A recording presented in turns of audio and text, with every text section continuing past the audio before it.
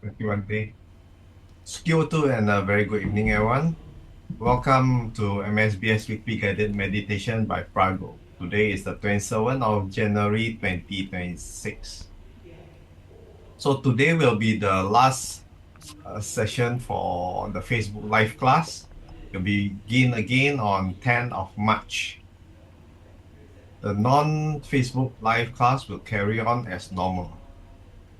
So we take this opportunity to wish all Chinese around the world a happy horse Chinese New Year.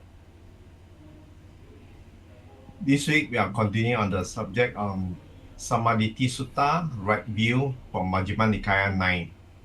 Bhante will be leading the homage to Buddha and taking a 5 precepts for Buddhists. Now let's compose our mind, put our palms together and welcome Bhante. Over to you, Bhante. Okay, thank you, Terence. So start off with paying respects to the Buddha by bowing 3 times. First bow. Second bow. Third bow.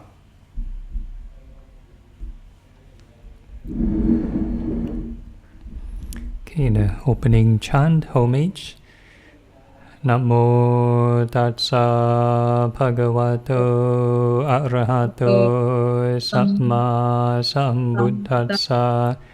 Namo Tassa Bhagavato Arahato Samma Sambuddhassa.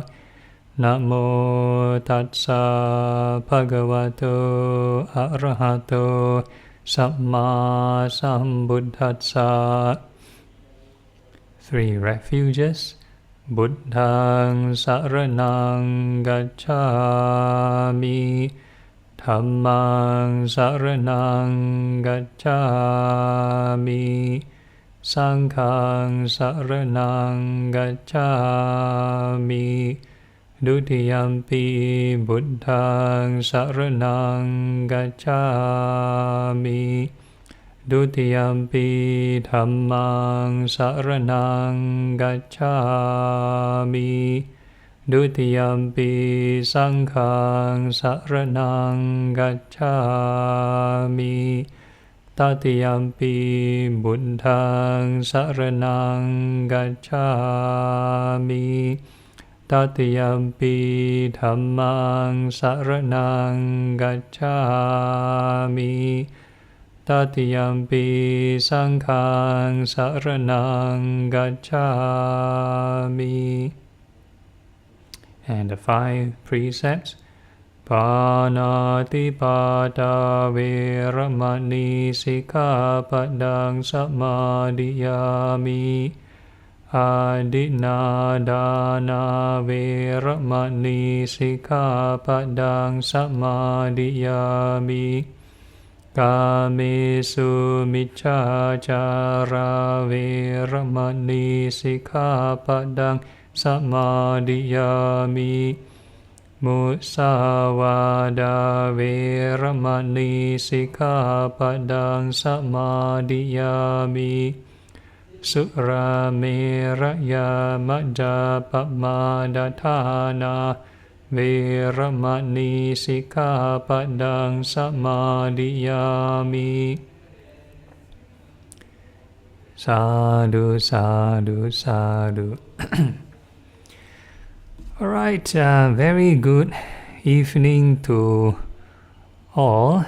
And like what Terence has mentioned, this will be the last live stream session for this month. Then the next live stream session will be on March. So we have like a 1 month break. We still have the non-live cast version on the first week of February. So before we start, we still want to wish everyone here, or those celebrating Chinese New Year, Happy Chinese New Year.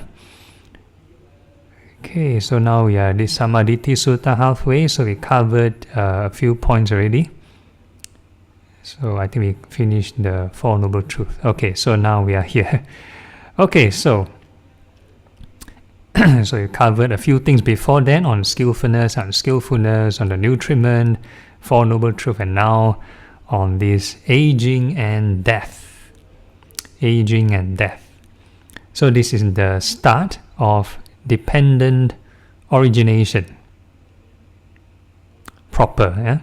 Or rather, if you understand the Four Noble Truths, it is also actually kind of talking about the 12 links of dependent origination.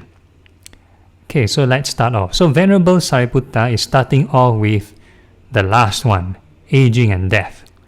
So usually the dependent origination format usually start off with ignorance first as the first one, then talk all the way until the last one, which is aging and death, 12 points.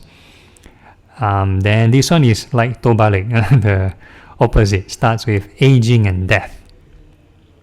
Starts with aging and death. So there are several suttas that start in this order, start with aging and death, then slowly work up to ignorance. So like for example, in our chanting, we start off with ignorance, avijja, paccaya, sankhara, and so on and so forth. So we call this the forward order. Forward order. And if we chant this avijja yataveva sesa viraga nirodha sankhara nirodha, if ignorance cease, followed by fabrication cease, we call this the reverse order. So the forward order is how from ignorance result or conditions suffering. So we call this forward order. Reverse order is due to the cessation of ignorance, then you cease everything else. So this is called the reverse order. And this one, nobody give a name yet, so I call this the backwards order. From the bottom then go up, backwards order. Okay, so let's start reading. Aging and death. Saying, good friend, having delighted in and approved of Venerable Sariputta's words, the monks asked him a further question. Would there be another line of reasoning by which a disciple of the Noble Ones is a person of right view who has arrived at this true Dhamma?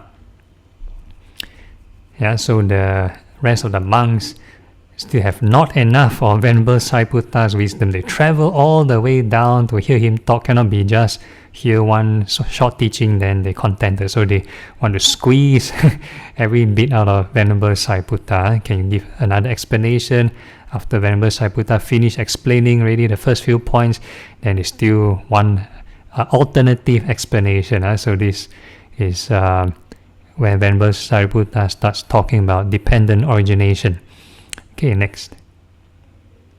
There would, when a disciple of the Noble Ones discerns aging and death, the origination of aging and death, the cessation of aging and death, and the way of practice leading to the cessation of aging and death, then he is a person of right view, who has arrived at this true Dhamma. So very interesting, in this particular sutta, you don't have to know all the 12 links in sequence. In fact, you just need to take one, aging and death, and you just keep reflecting aging and death as the first noble truth. First noble truth means suffering, birth, aging, sickness, death, and so on. So aging and death is part of the first noble truth, and then he defines, and what is aging and death? What is the origination of aging and death? What is the cessation of aging and death?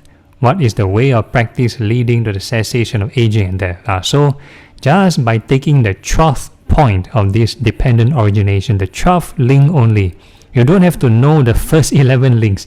You just need to know the number 12 link, and you reflect in accordance with the Four Noble Truths. So it's mentioned here. What is aging and death? That's the first noble truth. What is the origination of aging and death? That's the second noble truth. What is the cessation of aging and death? That's the third noble truth. And what is the way of practice leading to the cessation of aging and death? That is the fourth noble truth. So you just don't have to crack your brain and memorize all the 12 links. You just need to know one thing. Okay, next slide. Okay, so this definition. Whatever aging, decrepitude, brokenness, graying, wrinkling, decline of life force, weakening of the faculties of the various beings in this or that group of beings. That is called aging. So this is very obvious. Either we are self-aging or no, everything is aging. So everybody is subject to this aging. Okay, whatever deceasing. So now this is the definition of death. Passing away, breaking up, disappearance, dying, death, completion of time, breaking up of the aggregates, casting off of the body, interruption in the life faculty of the various beings in this or that group of beings. That is called death. This aging and this death are called aging and death. So very clear cut. Any question on this? No, this is very clear cut. Okay, next. From the origination of birth comes the origination of aging and death. From the cessation of birth comes the cessation of aging and death. In the second noble truth, normally say the cause of suffering is craving, right? So this one will add in the dependent origination model. They'll say due to birth. The cause of aging and death is birth. So this is the second noble truth. Okay, and the way of practice leading to the cessation of aging and death is just this very noble eightfold path. So it's the same thing. Same with all the previous segments which Venerable Sariputta talked about. So it's the same noble eightfold path: right view, right resolve, right speech, right action, right livelihood, right effort, right mindfulness, right concentration. So this is the way to lead to the cessation of aging and death. So in the Buddhist interpretation, cessation of aging and death doesn't mean I start practicing Buddhism, I won't grow old, I will stay young forever. No, not like that. The overcoming of aging and death is transcendental overcoming of aging and death. So that means the body still go through this aging and death, or the five aggregate mind, like our changeable emotions, changeable mind states, go through aging and death. But only when a person practice this noble eightfold path, they reach Nibbana, then they cease this aging and death. So Nibbana is a new state of mind, so that mind transcends aging and death, or rather is beyond aging and death of the five aggregates. Alright, so this is the definition of ceasing aging and death. So a person may not need to memorize the 12 links. They just know that, okay, birth is the 11th link leading to aging and death, which is the 12th link. But if you trace all the way up, you lead to craving. So in the four noble truth model, the second noble truth is craving. Craving is the cause of suffering. So it's kind of the same thing. Okay, next. So the same stock formula. Now when a disciple of the noble ones discerns aging and death, the origination of aging and death, the cessation of aging and death, and the way of practice leading to the cessation of aging and death, in this way, when having entirely abandoned passion obsession, having abolished aversion obsession, having uprooted the view and conceit obsession I am, having abandoned ignorance and given rise to clear knowing, he has put an end to suffering and stress right in the here and now. It is to this extent, too, that a disciple of the noble ones is a person of right view who has arrived at this true Dhamma. So Venerable Sariputta talks about the full enlightenment, Nibbana or Arahantship. Next.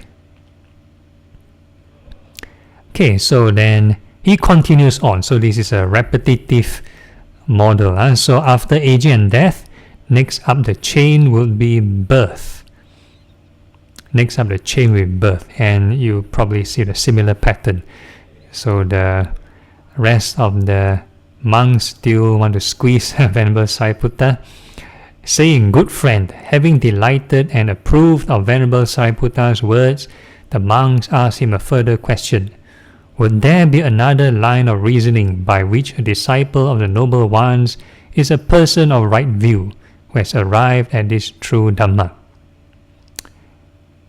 Okay, so if a person, let's say he doesn't want to contemplate on the birth all the way to ignorance, that's fine. You just think of aging and death, and you think of the right Noble Eightfold Path. For example, in our reflection, one of our routine meditation, we think of the parts of the body growing and falling, many cycles, birth, aging, sickness, and death of these, the nails, hair, teeth, and skin, and that is actually enough. There's actually enough.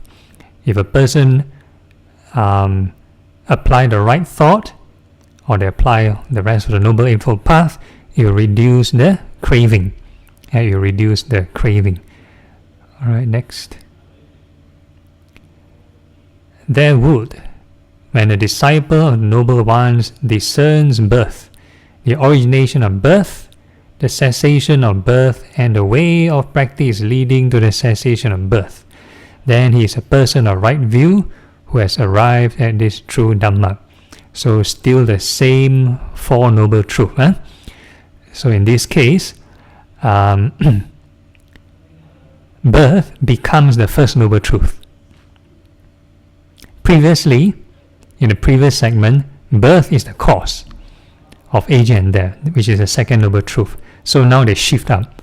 Birth becomes the first Noble Truth. Origination of birth becomes the second Noble Truth. The cessation of birth becomes the third Noble Truth, and the way of practice leading to cessation becomes the fourth Noble Truth. So again, you don't have to shift here, shift there. If you just want to focus on one, then you just take one segment and focus on this contemplation. Okay, and what is birth? What is the origination of birth? What is the cessation of birth? What is the way of practice leading to cessation of birth? Okay, next. So this is a definition of birth. Whatever birth, taking birth, descent, coming to be, coming forth, appearance of aggregates, and acquisition of sense spheres of the various beings in this or that group of beings, that is called birth.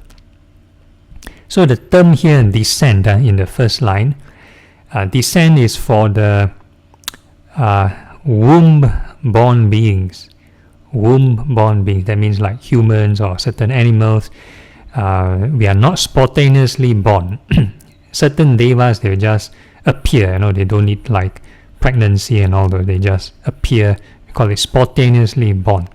So for human beings, where we need to go through like this pregnancy period for the embryo to grow, the moment of conception, the moment of fertilization, we call this descent. You need fertilization, and you need a unseen being. They call this Gandharva, descend and go into the womb. Then life takes place. Then life is formed. So kind of right at the beginning of fertilization or conception, then we believe life is present. So in Buddhism, monks are not encouraged to give advice on abortion. We don't encourage abortion because we believe the moment of conception and the moment of fertilization, once there's embryo growing, we believe there's life already.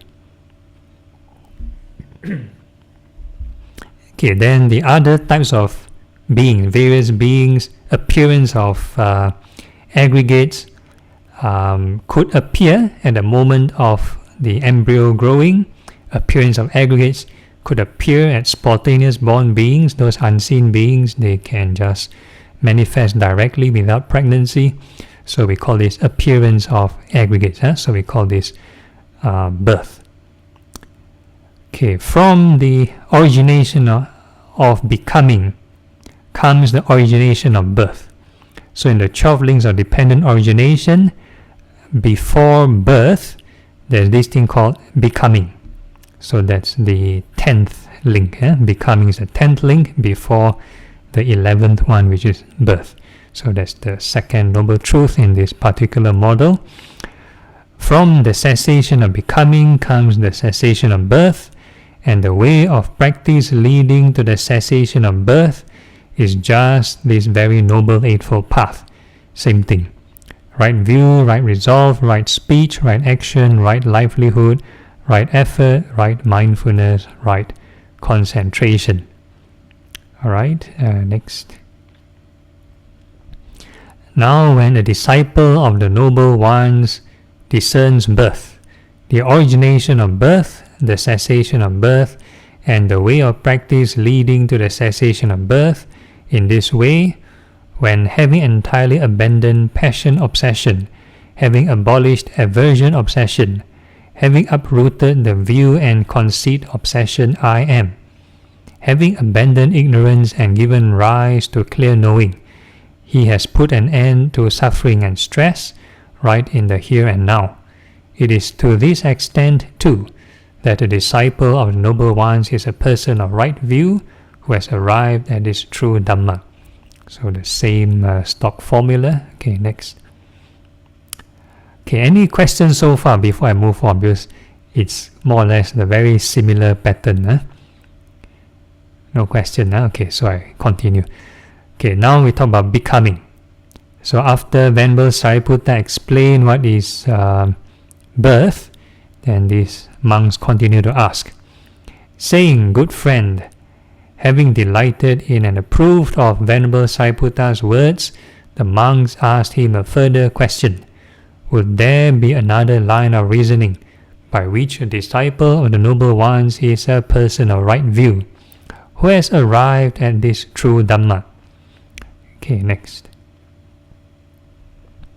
There would, when a person of the noble ones discerns becoming, the origination of becoming, the cessation of becoming, and the way of practice leading to the cessation of becoming, then he is a person of right view, who has arrived at this true Dhamma. And what is becoming? What is the origination of becoming? What is the cessation of becoming? What is the way of practice leading to the cessation of becoming? So this is again the Four Noble Truth format. So the first Noble Truth, this time they shift up, becoming to become the first Noble Truth. And then the origination of becoming becomes the second Noble Truth. Cessation of becoming is the third Noble Truth. And the fourth Noble Truth is the way of practice leading to the cessation of becoming. Okay, so let's go through the definition of becoming. Okay, there are these three becomings: sensual becoming, form becoming, and formless becoming. And this is called becoming. Okay, so sensual becoming are actually states of mind from like the hell realm all the way to the sensual deva realms. So we call this sensual becoming. That means we still enjoy the sensual pleasure, and we call this sensual becoming. So in the meditative sense, if we are still hooked on to the six senses, your eye, ear, nose, tongue, body and mind, we find pleasure in these senses, then we will go into this sensual becoming. And form becoming is actually when a person does form concentration. That means the first four jhanas. So that's the form becoming. So if a person enters this concentration, they kind of like get hooked to it or addicted to it. We call it form becoming. And the next one, formless becoming, are the next four levels of concentration. So they're called the formless concentration, or the arupa. It's not really called jhanas. Some people call it arupa jhanas, but they're called the arupas. So from the perception of infinity of space, then the next one will be the perception of infinite consciousness, and the third one is the realm of nothingness, and the fourth one is the perception of neither perception nor non-perception. Very long name. So that's the 4 formless concentrations. So if a person is kind of stuck or enjoying in any of these states of mind, then it's called formless becoming. But do not have to worry. The whole idea is only an Arahant can overcome form and formless clinging. Only an Arahant can overcome form and formless clinging, because they develop a new type of samadhi, something more better, more premium class than these two. So they don't have to cling on these two kinds of concentration. Okay, then the cause of this second noble truth, the definition. From the origination of clinging comes the origination of becoming. From the cessation of clinging comes the cessation of becoming. So you can see the chain here. It's because of craving that leads to clinging, then clinging leads to becoming. So clinging means addiction or attachment. And the way of practice leading to the cessation of becoming is just this very noble eightfold path.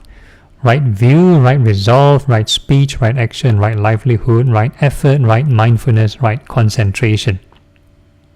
So that's why in our routine I always mention, do not just stay there and do nothing. If let's say a person enter any of the concentration, can be the form concentration or the formless concentration, very quiet or very peaceful or very enjoyable, I always mention continue the right effort. Need to keep generating the right thought. Once you stay there and do nothing, very fast you use up the good karma.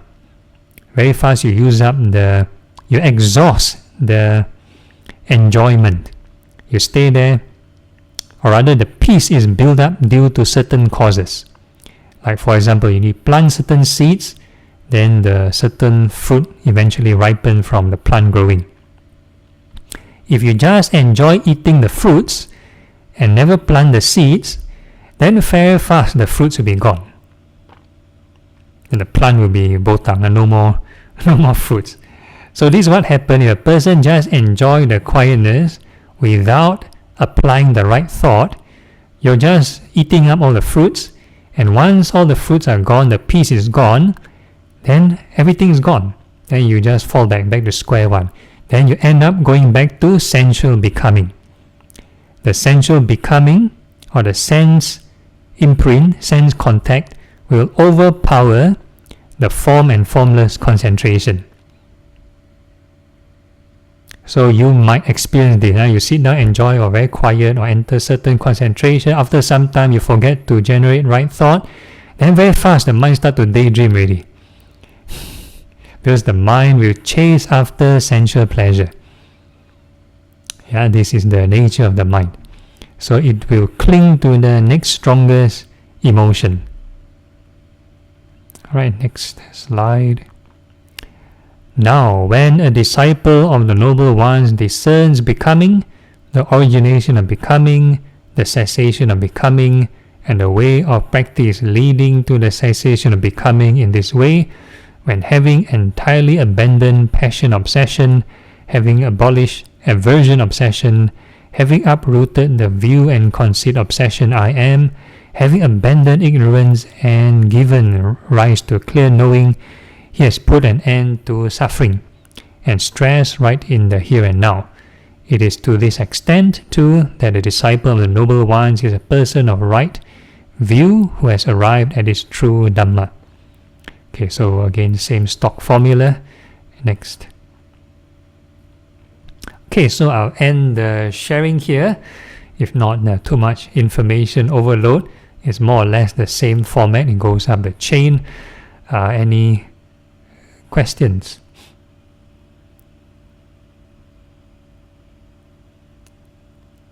No issues, all okay. Very straightforward. I just think of Four Noble Truths can already.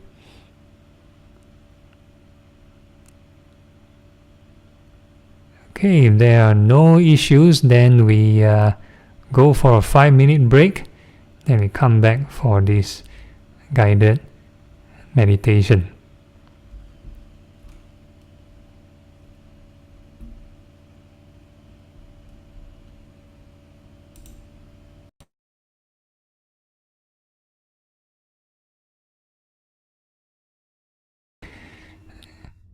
Start the guided meditation. So we find a comfortable sitting posture. Make sure the back is upright and the rest of the body relaxed.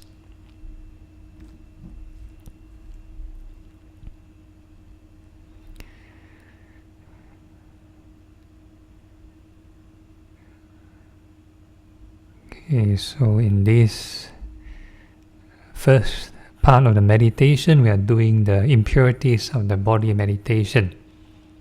So this one requires a bit of visualization. So we start off visualizing all the hairs of the body from head to toe.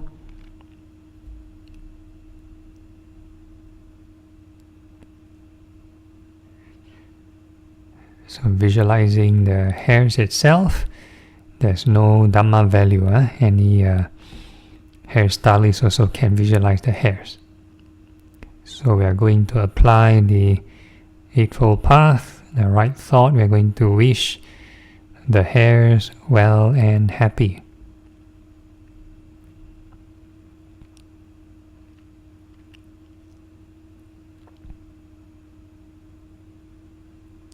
And once you finish the sentence, then we quickly move on to a new patch of hair and we wish it well and happy. Keep looping and repeating. So the continuation, we call this right effort. Do not leave the mind idle for more than 2 seconds, because the mind will naturally cling to other kinds of sense pleasure.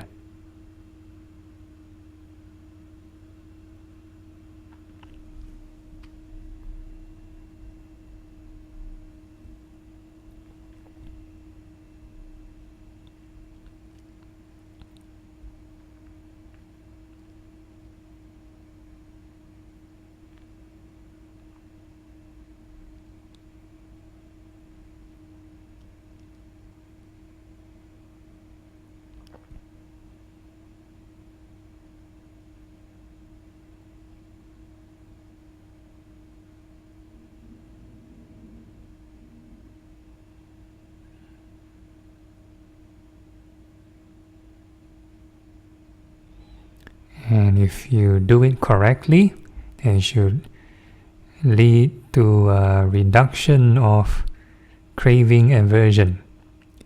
So the stress should reduce. If the more you meditate, the more anxiety, the more tension, the more stress, then something is wrong somewhere.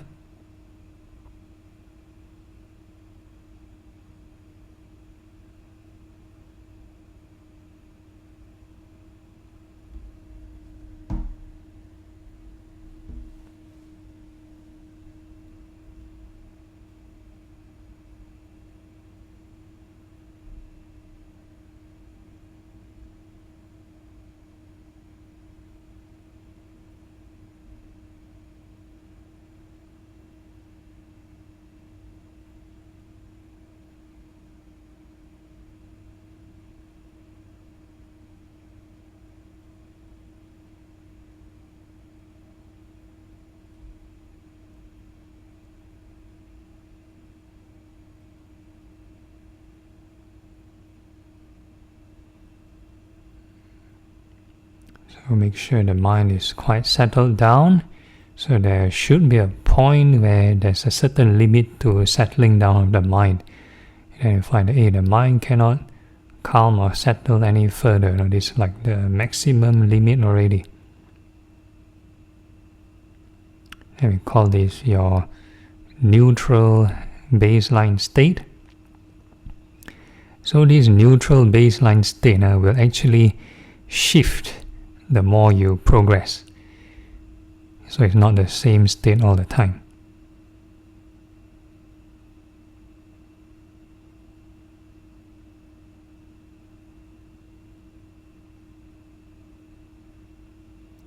And this neutral baseline state, there's no jhanas yet, not any state of concentration. So in this sort of sense becoming, that would be like the minimum requirement for insight.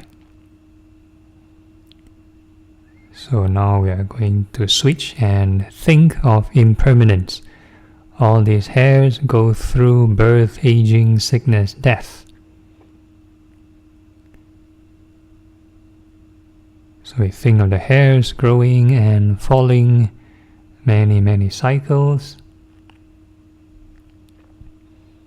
And as we keep looping this image, we also need to mentally recite birth, aging, sickness, death. Or you can use rising and passing.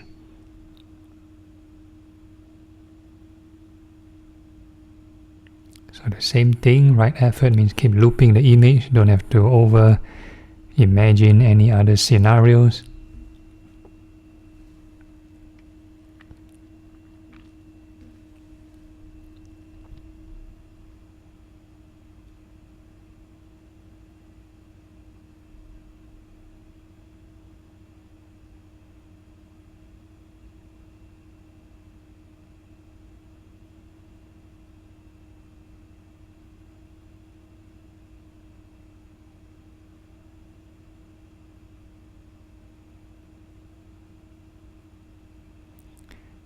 And once you've reduced substantially craving, one of the symptoms will be some Dhamma joy. Suddenly you feel joy out of nowhere. Can be small joy, can be intense joy, but that's the indicator you're kind of on the right track. So that's the path to cessation.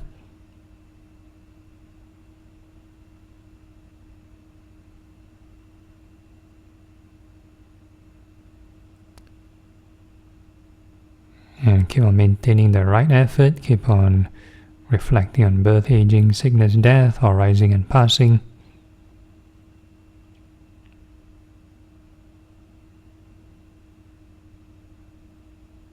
And see how far can the mind detach.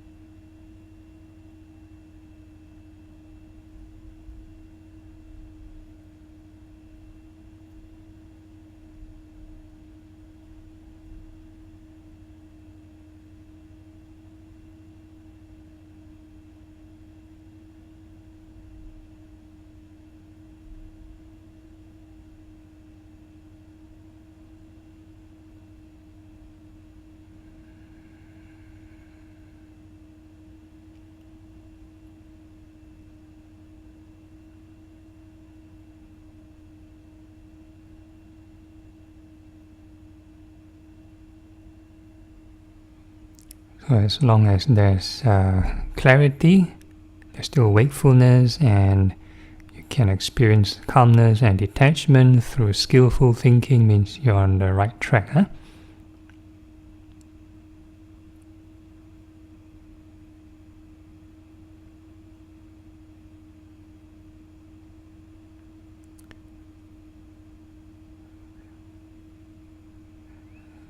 And we can ask ourselves, are these hairs truly self?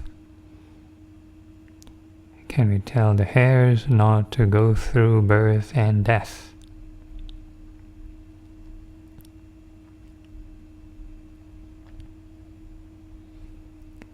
So the next part of the body, we can think of the nails, fingernails and toenails, and we wish them well and happy. So once we stop thinking of impermanence, we shift to the samatha phase, we wish you well and happy, then naturally there will be this becoming again, re-clinging.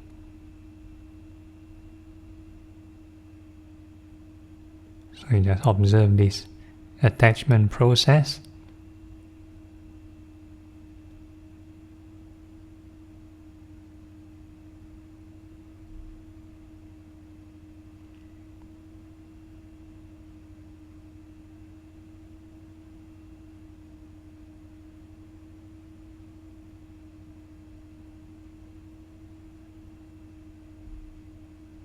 So the becoming is actually the sense of I, and is my nails.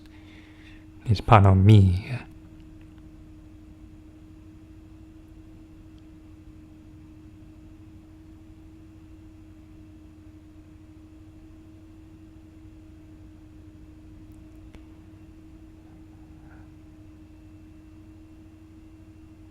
Okay, then now we switch to the insight portion. We're going to reflect on impermanence, and we think of the nails going through birth, aging, sickness, death. So we keep on looping the cycle, nails growing and falling, many cycles. And the more we keep looping the image, we also mentally recite birth, aging, sickness, death, or you can use rising and passing.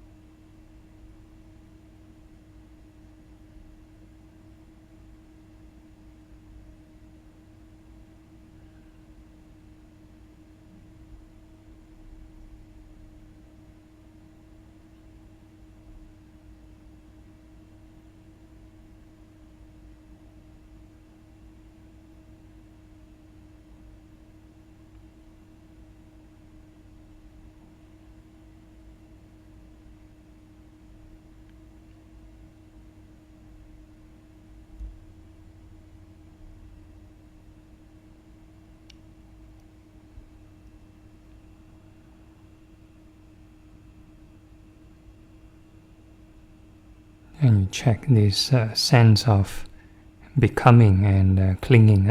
Is it increasing? And the sense of selfishness, is it increasing or decreasing in intensity?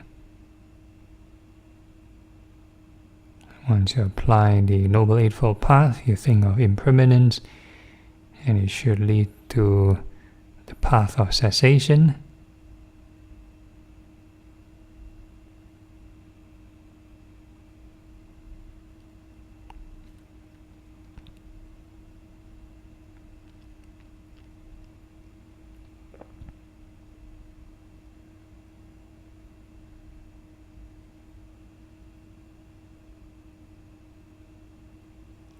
So no matter how calm or how peaceful you think it is, continue to think of impermanence.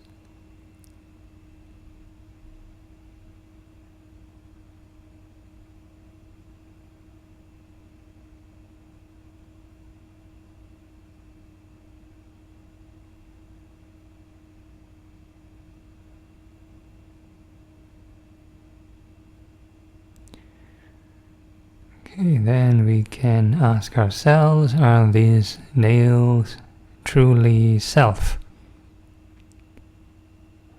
Can we tell the nails not to go through birth and death?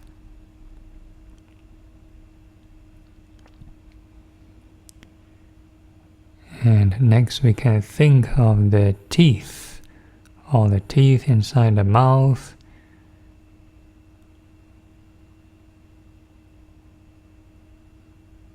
May they be well and happy. So back to sensual becoming and attachment.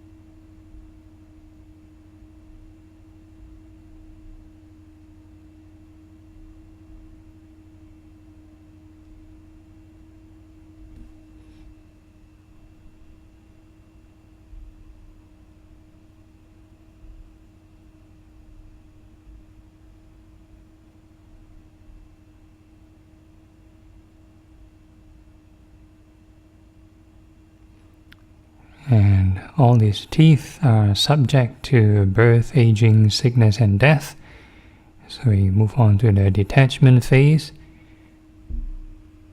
So we think of the teeth growing and falling, many cycles. Even though the teeth fall off the most twice, we just keep on repeating.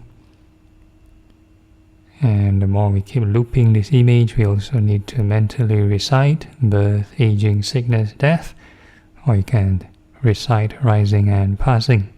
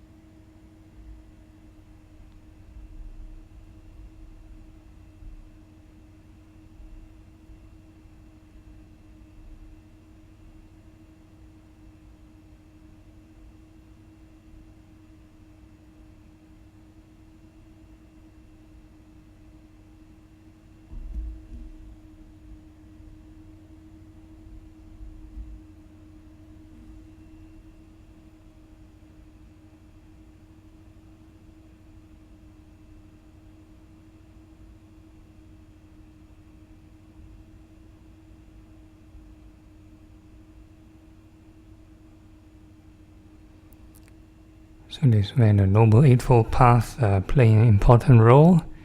So if a person is generally wholesome, they observe the precepts well, they don't do all the kind of unwholesome thought, speech, and bodily actions, then it won't resurface up as guilt and remorse. Yeah? So it is still the sensual sphere kind of phase. Okay, then we can ask ourselves, are these teeth truly self? Can we tell the teeth not to go through birth and death?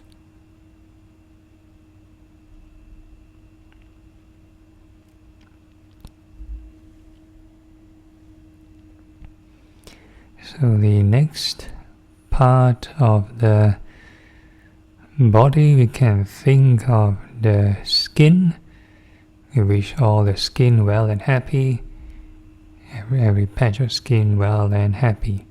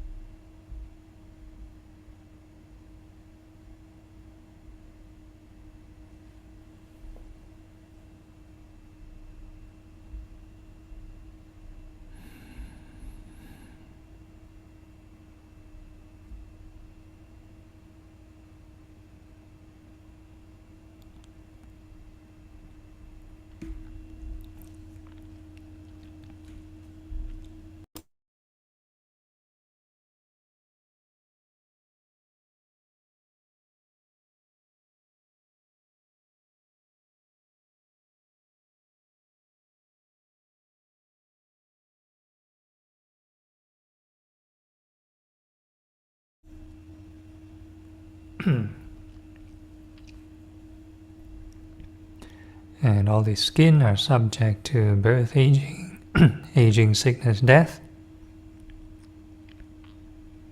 So you think of them growing and falling, many cycles. And as we keep looping the image, we also mentally recite birth, aging, sickness, death, or we use rising and passing.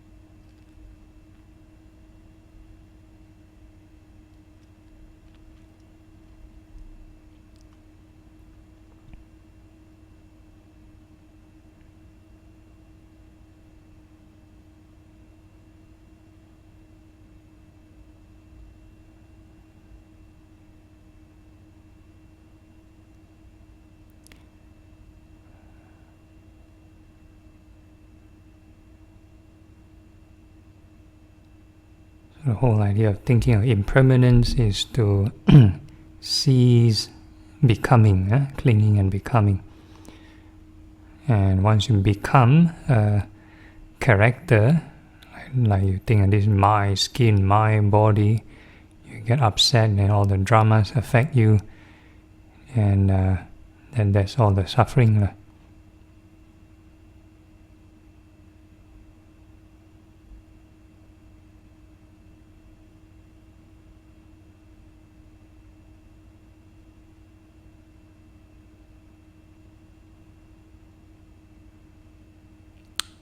And important right view is to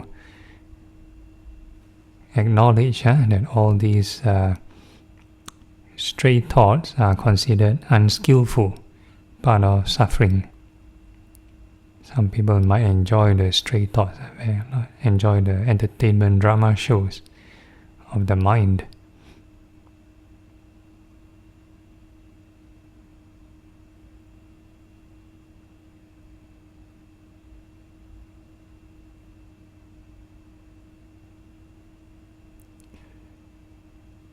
And we can ask ourselves, are the skin truly self? Can we tell the skin not to go through birth and death?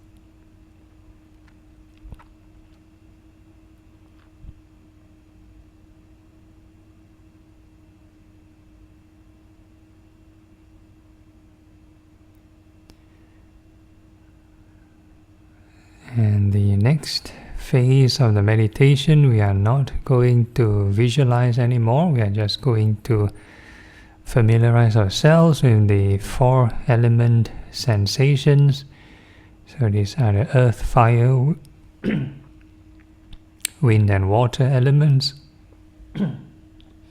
So earth represents any hard or soft sensations. Fire is hot and cold.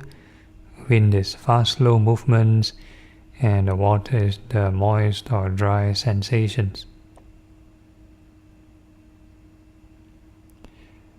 So the whole idea is to let the sensations appear naturally by themselves.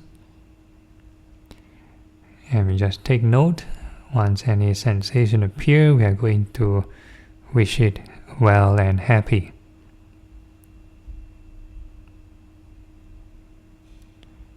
Different contact, but the same principle, same 5 aggregates.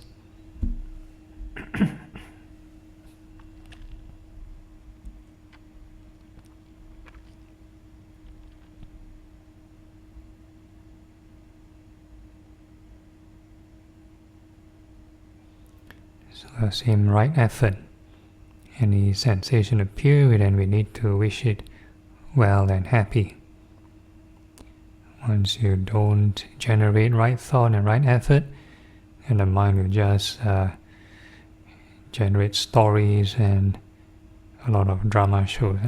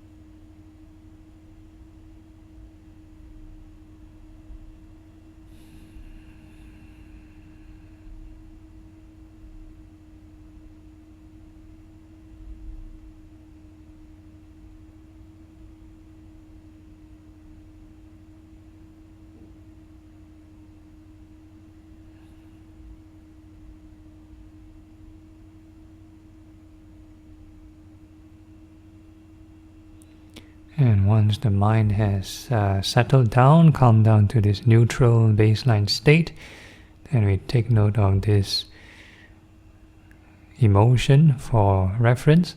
So currently this is still the sensual becoming neutral state.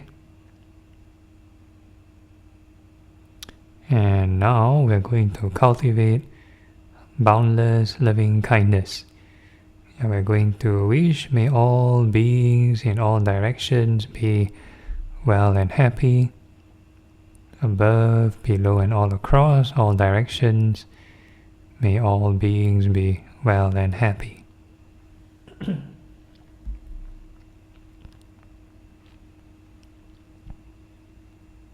So no need to push or exert. Let the mind extend naturally by itself. And in that widened area of attention, we are going to perceive all beings as the four elements. No need to imagine how they look like. So whatever sensation appear, we are going to wish, may all beings be well and happy.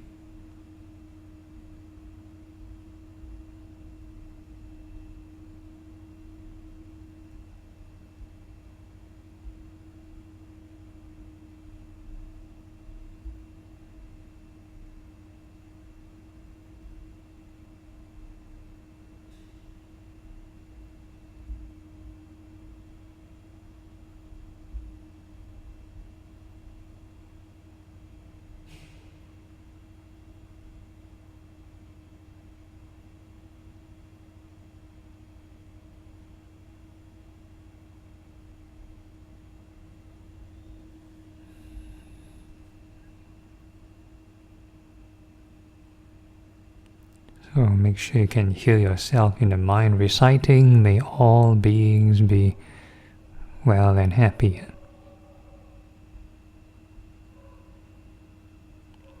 If you cannot hear yourself reciting, means the mind is stray off somewhere.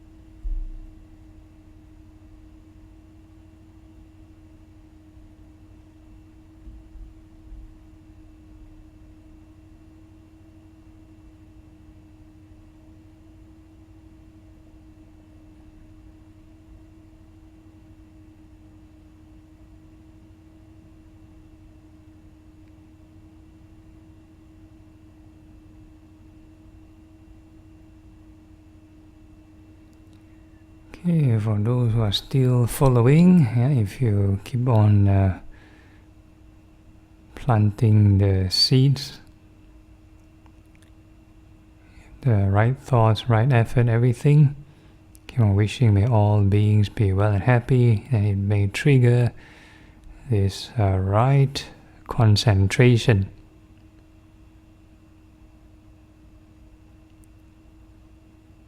So usually loving kindness may lead one to the first form concentration, indicated by some increment in joy and happiness. And regardless of what you experience, keep on wishing may all beings be well and happy. Keep planting the causes.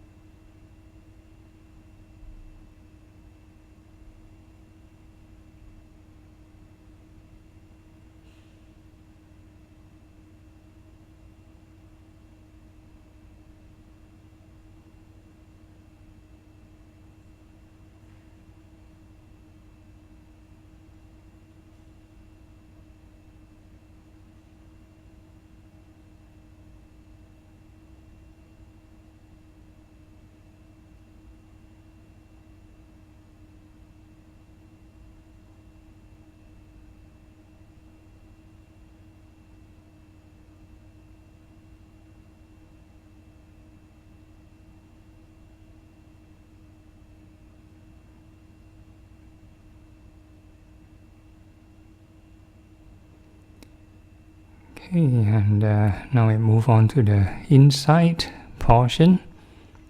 We're now going to think of impermanence. So whatever sensation appear, we're going to recite rising and passing, cultivate a more detached kind of loving kindness.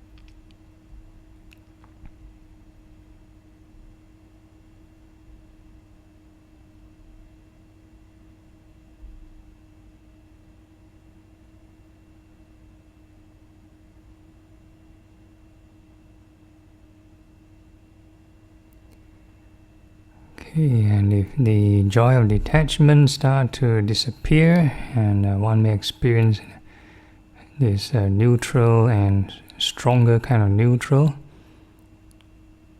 make sure it's awake, a bit more refreshing. So we call that equanimity. So the combination of this loving kindness and insight may lead one to the fourth form, concentration. And regardless of what you experience, keep on reciting, rising and passing.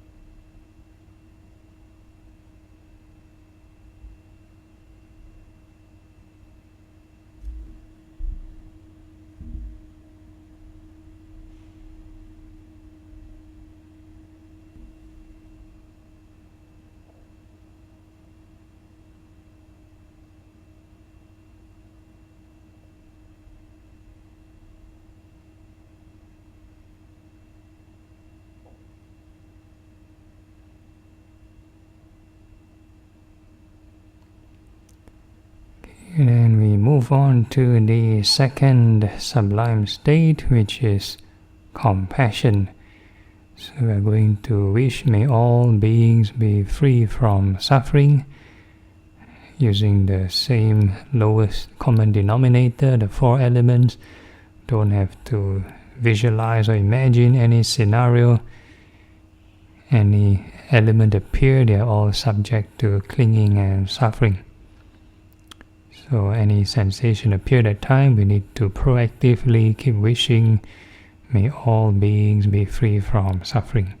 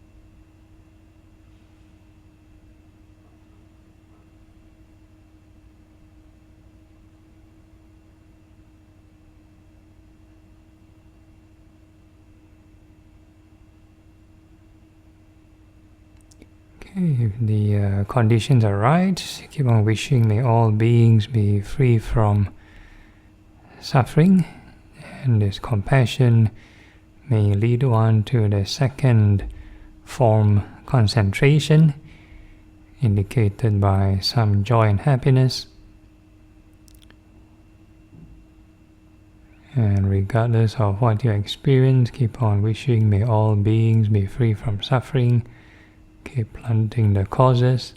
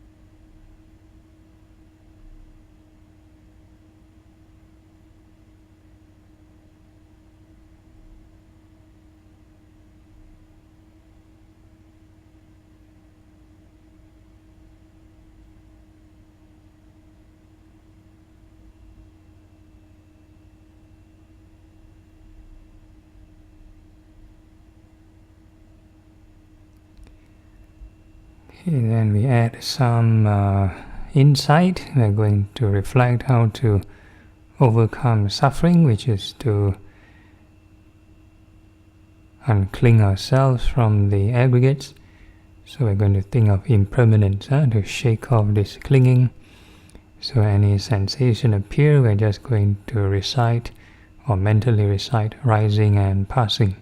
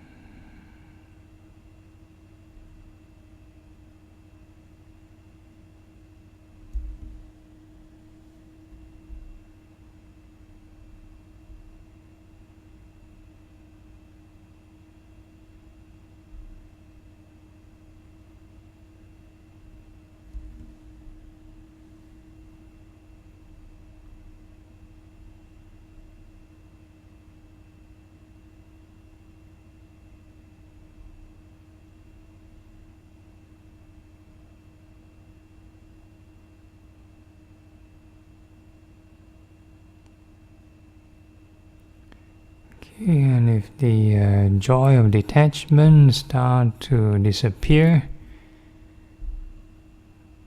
and instead of the strong neutral equanimity from previously, this time around it should feel more blank. So the combination of this compassion and insight may lead one to this first formless concentration, which is this perception of infinite space.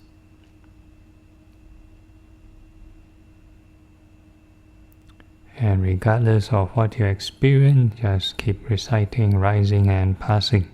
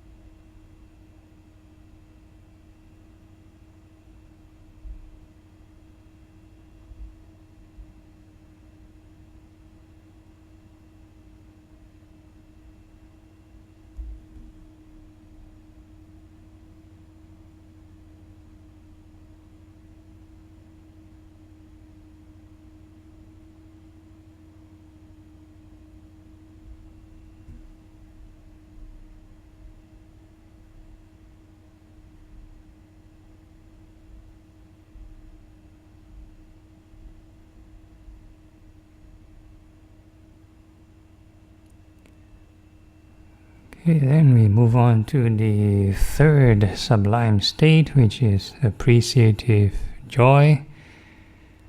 And that's actually appreciation or gratitude.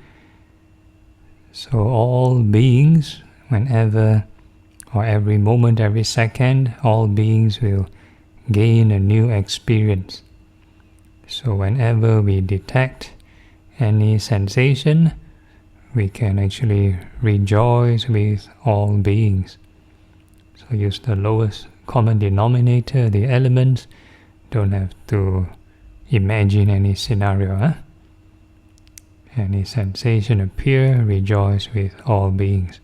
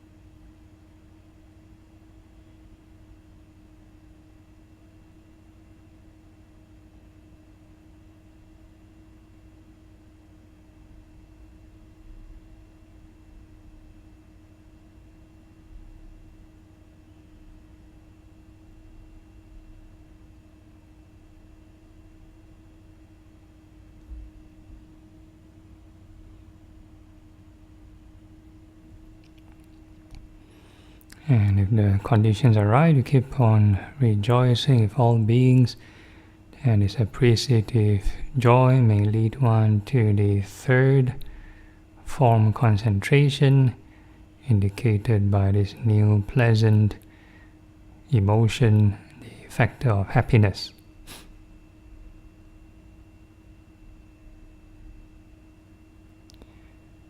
And regardless of what you experience, keep on rejoicing with all beings, keep planting the causes.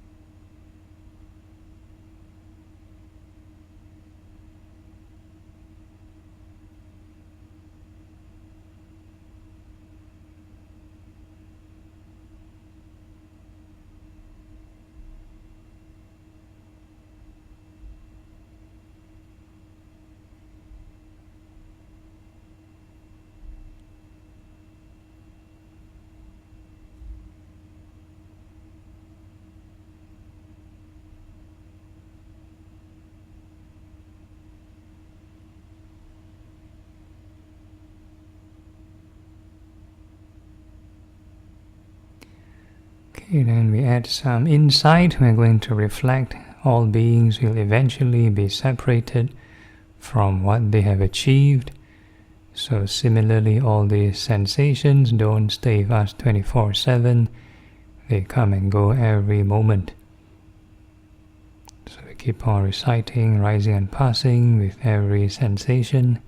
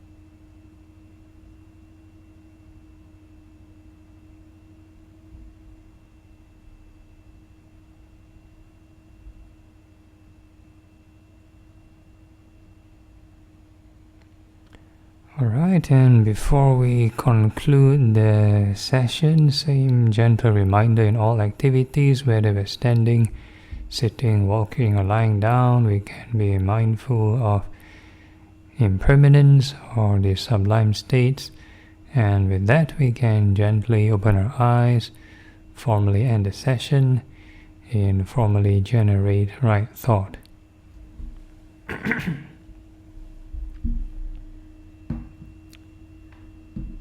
Okay, any problems or questions from anyone? If there's no issues, then we move on to the chanting segment. Okay, dedicating merits. Akasata japumata devanaga mahidika punyang tang anumoditva chirang rakantu lokasasanang etavata cha amhehi sampadang punya sampadang sabbe deva sabbe bhuta sabbe sata anumodantu sabba sampati siddhya. Dedication of merits to departed. Idang me nyatinang hotu sukita hontu nyatayo. Idang me nyatinang hotu sukita hontu nyatayo. Idang me nyatinang hotu sukita hontu nyatayo. Aspiration. Imina punya kamena mame bala samagamo satang samagamo hotu yavani bhanapatiya. Sadhu, sadhu, sadhu. And we end off with bowing to the Buddha 3 times. First bow. Second bow. Third bow.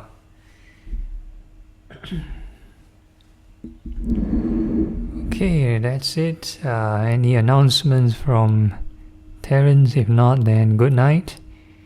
And see you all the next lesson. Thank you. Okay.